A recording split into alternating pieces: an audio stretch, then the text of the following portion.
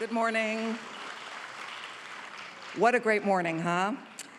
So I'm Katrin Schumann, the program coordinator for the seminar, and you're just about to hear our 3 Emerging Writer Award winners read from their winning submissions on this stage. So I thought I'd tell you a bit about our scholarship and workshop programs.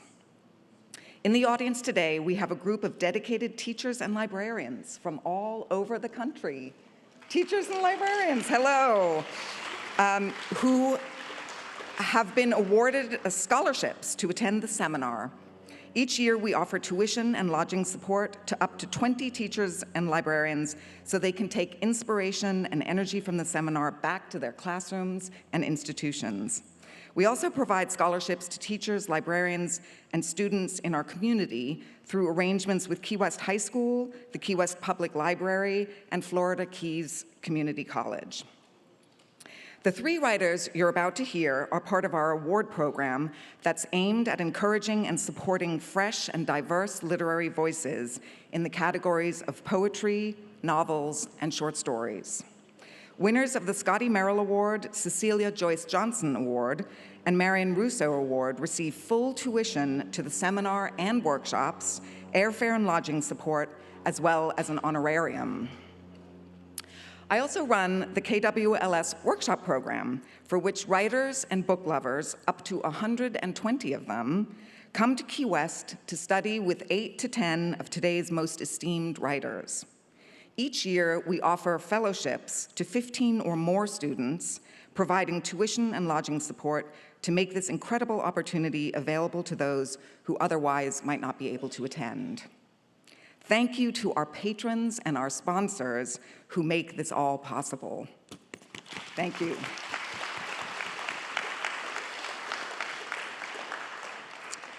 And now I would like to introduce our 2024 Emerging Writer Award winners.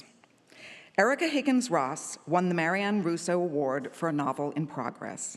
She's a writer, part-time librarian, and therapist. Erika earned her master's degree in clinical psychology from Antioch University, Los Angeles, and her bachelor's degree in theater as education and political action from the University of Massachusetts Amherst.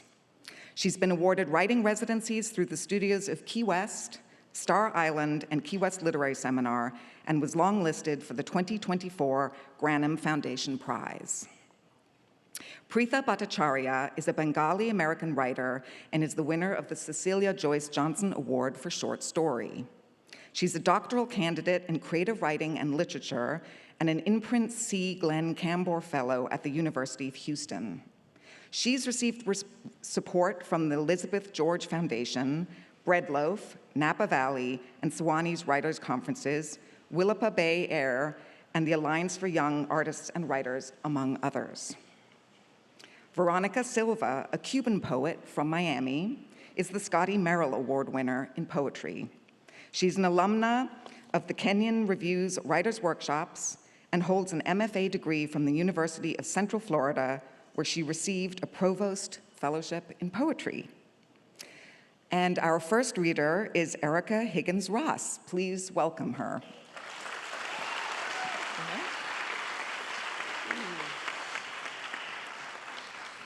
Thank you. I'd just like to say thanks to the Key West Literary Seminar, to Arlo, Katie, the rest of the staff and faculty for their enthusiastic support of literature. Extra thanks to Katrin and Kevin and Maisie who went above and beyond to make me feel welcome when I had to come in a day early. Also, I'm grateful, very grateful to my co-award winners who have made this week so full of joy. And thank you, Peyton Evans and Carol Balick and the Marianne Russo Award Committee for considering my novel in progress and granting me this Emerging Writer Award. I think I'm proof that we are all forever emerging. Okay. Andrew Kiernan had been single for months on this surprisingly humid Friday in early June 1979. He'd lost Charles Ramirez not to another man, but to a doctoral program in Southern California that positioned homosexuality as an identity to be explored rather than a disease to be battled. A Jungian archetype, a lover, rather than a disorder in a diagnostic manual.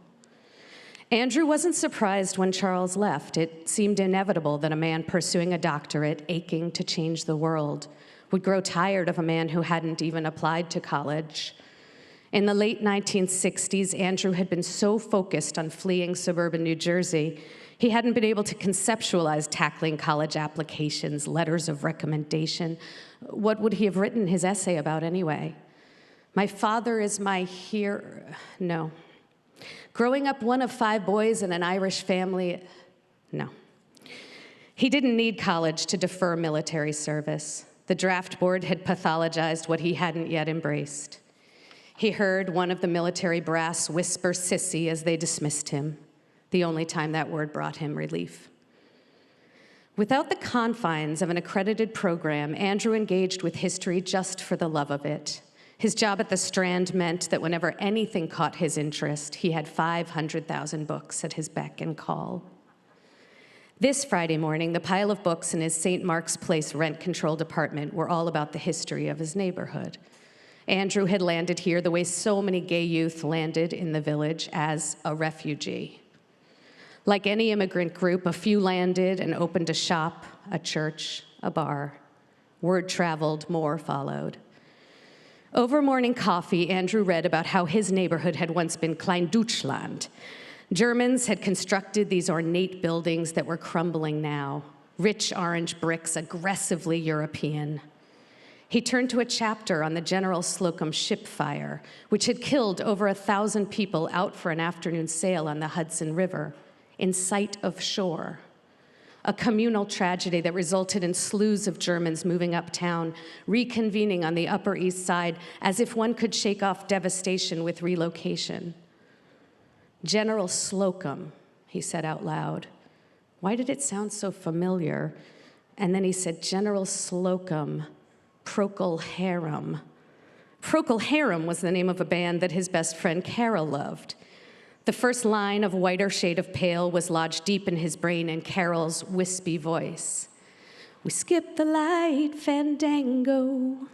Come on, skip the light fandango. That's punk rock good, Carol had said, placing the needle on the turntable over and over. The Friday Times thwacked against his doormat. Andrew always began with the obituaries, which his friends called morbid, but he considered egalitarian. The one thing most people get, albeit rarely in the New York Times, is an obituary. He opened the section and froze. It was as if he had summoned her, Carol Bartlett. Featured obituary, quarter page. In the photograph, she sported an updo, pearls, and a ball gown like no version of Carol he'd ever seen. He read, along with some of the world's finest young ladies, including Princess Inez and Maureen Finch, daughter of the Lieutenant Governor of California, Carol Madison Bartlett came out at the 1969 International Debutante Ball, a moment of civility in a world descending into youth protest and chaos. The Times obituary, who clearly fancied himself the Joan Didion of death, had been instructed to omit reference to her lost decade, as Carol's family referred to the 1970s, if they referred to it at all. And, of course, no cause of death. References to her tenuous connections to the Wittgensteins without so much as a nod to Carol's more significant contributions. All-night poetry readings at St. Mark's Church on the Bowery, a guaranteed seat at Max's Kansas City, an unreleased collaboration with Nico. It was as if Carol's life had ended in the summer of 1969. If they had asked Carol, which they couldn't, she would have said 1969 was when her life began. And most strikingly, there was no mention of Eloise, who had just had her 8th birthday party in Tompkins Square Park. Eloise, the scion of graffiti artists, glam rock, gritty glitter. Carol's obituary, peppered with phrases like, quite a horsewoman, made her sound clean and crisp. The final sentence read, Carol Bartlett loved to try new things. She loved to try new things, that's for sure, Andrew thought, as he fought back a tsunami of sadness, as his chest threatened to explode.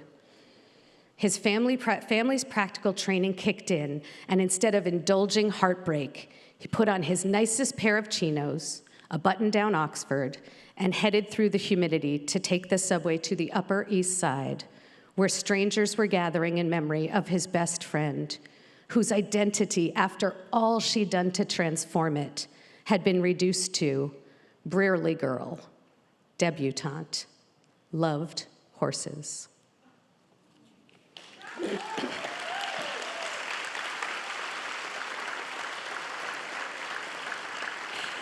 Thank you. Thank you. Now please welcome the Cecilia Joyce Johnson Award winner for short story, Prittha Bhattacharya.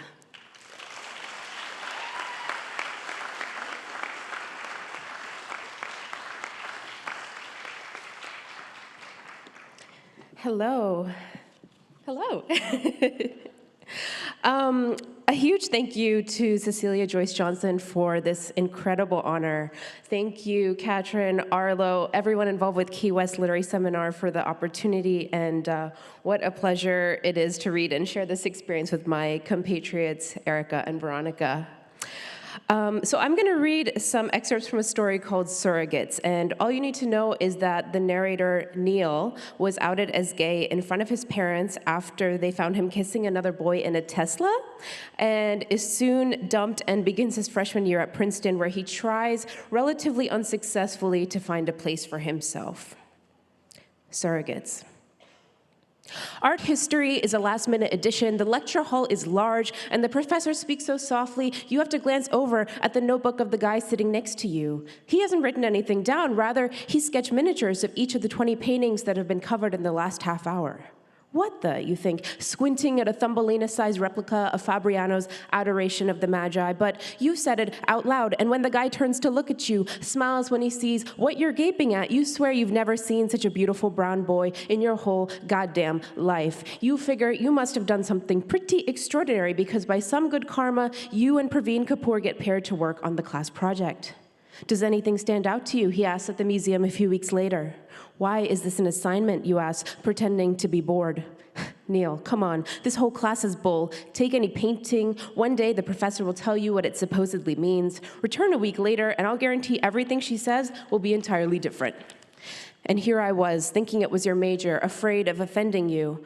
Art history? Nah, I'm a business snake, Praveen says. And what about you, mister? I want to be a doctor, thought he'd breeze through? You shrug. But that's what you're thinking. How did you even know I'm pre-med? Oh, please. You continue playing these games, continue meeting unnecessarily for your project. Let me show you some real art, Praveen whispers in your ear one evening. He takes you to your first drag show. For each queen who performs, you admire her pure womanliness, the breastplates, the artificial curves, her posture, her walk. After it ends, the both of you stand outside, passing a cigarette back and forth. He sighs. It was nice seeing them so comfortable on stage, though I certainly can't say the same for you, he says with a grin. I've had my fair share of being in the spotlight, you reply. Before you know it, you're telling him how you inadvertently came out to your parents. When you finish, he bursts out laughing, but almost immediately dons a serious expression. You have a better story, you ask? He shakes his head. I'm just thinking how relieving it must have been. I mean, I'm sure your parents didn't take it well. They never do, but it happened without you even having to think about it. And isn't that how the most important things happen to us anyway, without us knowing they're happening?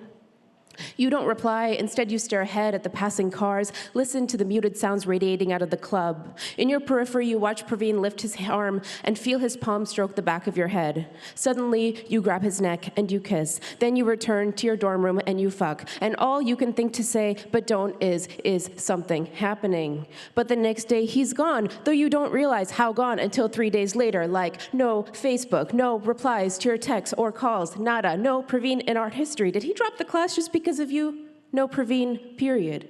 Of course he is actually there. You see him in the academic buildings, the dining halls, the libraries, but in relation to you, drop him, proclaims your roommate. In preparing for your med school interviews, you learn to tiptoe the line between caring, professional, and assertive dick. Define success in less than 10 words, the roommate says as you pace the living room. The intersection of opportunity and hard work. Okay, I see you. He reads the next question. How do you handle failure? A question you can't quite answer. Luckily, Mount Sinai doesn't ask that of you, and they accept you. The first 2 years of med school can aptly be described as a slide leading you down and its sequel toward a dark, bottomless pit. Do you ever cry as a med student? You'd like to say no. If you cry for one person, then why not the next? But it happens once, third year in your ER rotation. A boy comes in, about 14, kicked out of his home, lives in a boys' shelter, in for a rabies vaccine because a pack of neighborhood dogs bit him and ran away. You hear this from the nurse, though. He doesn't speak to you, wants only what he's come for and nothing more. When you prod a bit, ask a few questions, he lashes out. Leave me the fuck alone. The sutures you give him are small, perfectly even. It's not the anger that gets you, but the loneliness. In OBGYN, there are no such cases. In fact, you tout in your residency interviews, it's the only specialty in which you are creating a life, the only specialty in which, if you consider life as cyclical, you always get to start the circle. They seem to like that. Later, you wonder about your answer. If life is cyclical in nature, then by saving a life, aren't you slowing down the progression toward the end of the circle? At the end of the circle, don't you end up at the same place you began? You wake up one morning after 3 years of residency, 2 years of fellowship, 2 years in your own New York City IVF clinic to a huge snowstorm. By the time you step into the office, your 3 consults delayed, so you throw yourself into the clinic kamikaze style, ready to make babies. Noon hits, and you forget to check the name on the file of the third couple before going in. You notice the woman first. It's as though your brain registers Praveen in one half and this woman in the other. Reasons for them to be here together you can't quite compute. You handle it well, introduce yourself, go through the motions of shaking hands and opening up the patient file like a little wind-up toy. What you learn, the woman's name is Meeta Kapoor, so they are married, together for 3 years. 3, trying forever. You'll do some tests, you say, the both of you. I'll call with the results. You're almost out of the fire, about to order blood work for Meeta and a semen analysis for Praveen when Meeta calls out your name again. Dr. Chowdhury, I'm sorry to take up more of your time. You don't need to apologize. It's just, we've been to so many clinics. Everyone says you're one of the best, and, well, my husband has invested so much into this. I couldn't bear seeing his face if... You wish there was something annoying about her, a rude personality, an overbearingness, a large nose, but unfortunately, you like her. Unexplained infertility, you state at their next visit. You explain the next logical step, an ICSI procedure, the single lucky sperm very precisely pipetted into Petri dish eggs, the probability of conception, transfer of the hopefully fertilized egg back into the uterus 5 days later. Praveen's face is overwhelmingly in your line of sight. And then he asks, and then we'll see what happens. After they leave, you congratulate yourself. You tell yourself you've always been over him. You don't think about him again until the next morning when a nurse gives you your messages. There's really only one that stands out. You practice your doctor voice, your professional voice. You practice gesticulating, although there's no one there to watch you. I didn't think I'd ever see you again. It's the first thing he says when he picks up. You with your streak of pride, but really your pettiness reply with, "What can I do for you, Mr. Kapoor?" Is that how it's gonna go? When he finally comes to your office at the end of the day, he takes you right there on your doctor desk. Afterward, you both sit on the floor, door locked, blinds down. I knew, Praveen says suddenly. Before we came in, I knew. One day, I was scrolling through referrals and Google reviews to clinics, and there you were. Your name, your photograph with that stupid smirk. He sighs deeply. Do you care for her, you ask? Because in the small part of your mind that's not selfish, you hope he does. Does it matter? Think about a potential child. You don't get to judge, all right? You don't know what it's like to one day arrive at your parents' house at their invitation, find a girl and her family presented to you. Here you go, your new life. What could I have done? You could have told them no and have it happen again and again. You could have told them. Praveen laughs, a resigned, hollow sound. That I could have. Thank you.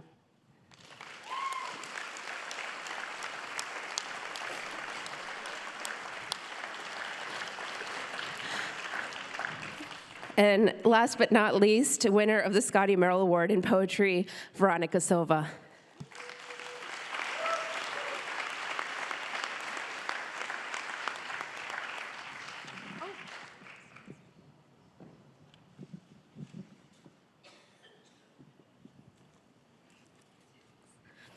Good morning, everyone.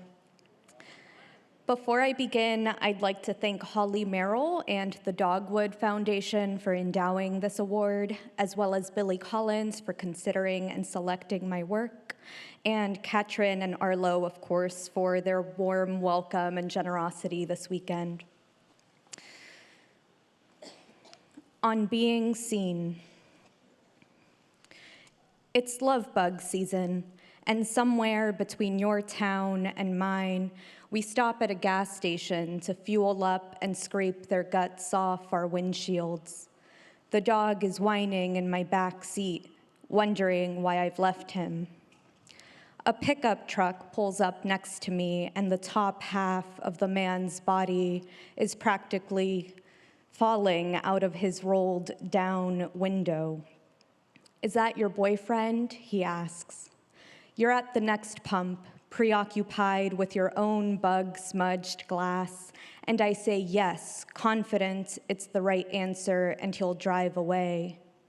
But I can still feel his heavy gaze and the movement of my breasts when I pump my arms to wipe the glass.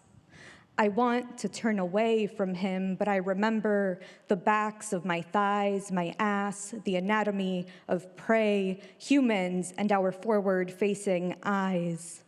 Most days, I don't know how to be the right kind of invisible. You're walking to me now, and the dog is growling, shiny, wet teeth pressed against the window. I could hush him, but then we'd both be barking. When he asks if I'm Spanish, I say Hispanic, and I know he shrugs because he believes I've given him a synonym. He shouts at you, "And you're American?" You respond, "We both are," like it's a challenge, and it surprises even me because that doesn't always feel true. I spend the rest of the drive studying my own face in the rear view, wondering if we have both unseen its vague history. I roll the window down for the dog, and he finally releases the pulled back bow of his snarling lip and howls, his hound snout, his elongated neck. His entire body straightens like an arrow pointing. Here is the embarrassing ordeal of being a girl in a tank top pumping gas, the spectacle of being maybe American in America.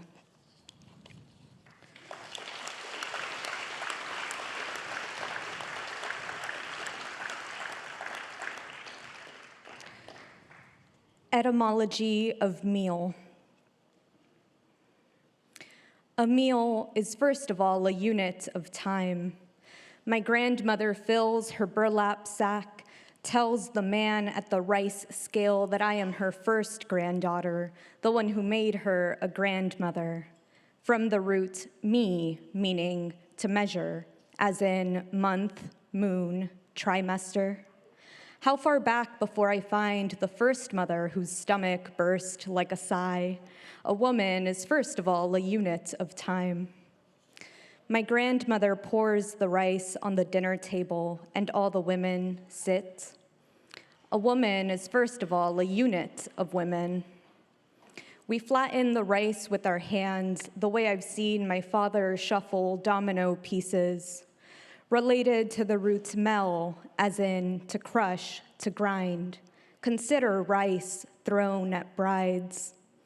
All my mother ever wanted was the kitchen wall knocked down so she could still feel she belonged with us inside the house. Seen in words like mill, mallet, hammer. A meal is first of all a woman's time. Feels important that my pot of water be the most clouded with starch.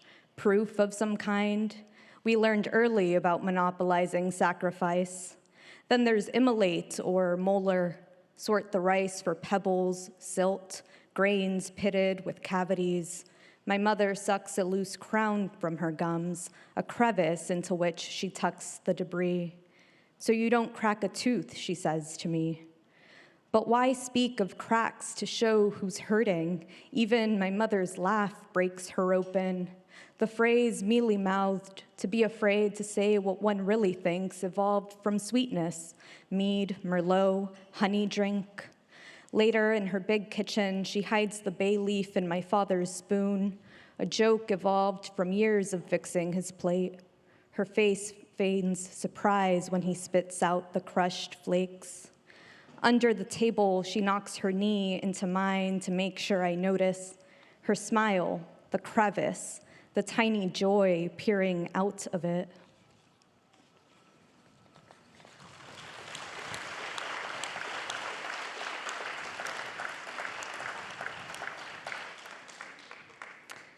I have just one more. In celebration of the mother. One summer, I grow mothers in my bottom dresser drawer. I give them tomatoes for hearts, and their heads sprout like a pile of folded socks in the dark. When they're ready, they jump from the drawer one after a mother, shh, like a downpour of rice on the floor. I line them up by the front door. That's the deadbolt and the peephole. I tell them very seriously what it means to be born a mother. I give them the rest of the tour. Each time I turn, I catch them whispering. I think if I separate them, they'll listen. But when one mother goes missing, the other mothers start howling. Soon, the mothers next door start howling too. When I pour them a bottle of Malbec, they dump it out and wear the goblets as party hats. Once, I catch them standing on each mother's shoulders to reach the mortar on the shelf. But when I look closer, they're mixing all my soaps and oils into spells. They ruin all their good clothes. If it's not one thing, it's a mother. So they shear skirts from my curtains and table runner. I decide to get them a daughter. After all, blood is thicker than mothers. But the daughters in bloom that season are stubborn. So I bring home Lulu. When the mothers see Lulu, they shriek and hide in my boots. I give them the broom to show them how Lulu can be shooed, but the mothers are too small to use it. Soon enough, I give up on my experiment until the next summer when something rattles in my drawer. New mothers, moist like spores. The old mothers stand on Lulu's head to peer inside. Shh, they go, pouring back into their drawer. It was then each mother chose a mother to care for. Thank you.